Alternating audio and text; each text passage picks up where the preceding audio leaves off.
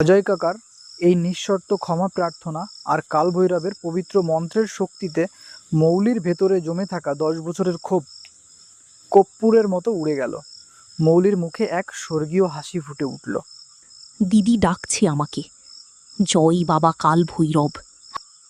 মৌলির আত্মা শেষ পর্যন্ত আলোর দেশে পাড়ি দিল, আর তার সাথে সাথেই অলৌকিক এক ঘটনা ঘটল। ডোবার সেই কালো জল চোখের পলকে আবার আগের মতো স্বচ্ছ হয়ে উঠল। মেঘ কেটে আকাশে উদয় হলো এক টুকরো চাঁদ, যার রূপলি আলোয় 10 বছর পর আবার এসে পড়ল সেই ডোবার জলে, এবং জল চিকমিক করে উঠছিল। বাবা, ডোবার জল তো আবার আগের মতো পরিষ্কার হয়ে গেছে। চারপাশের এই গুমোট অন্ধকারও কেটে গেছে।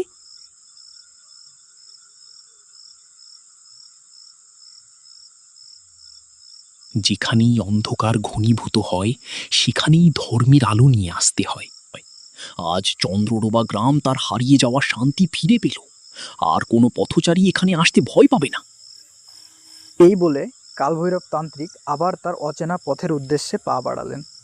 আর চন্দ্রডোবা গ্রামের মানুষ সেই রাতে শিখল, অন্যায় সাময়িকভাবে জয়ী হলেও প্রকৃতির বিচার ও সত্যের আলো একদিন না একদিন সমস্ত অন্ধকারকে দূর করেই ছাড়ে।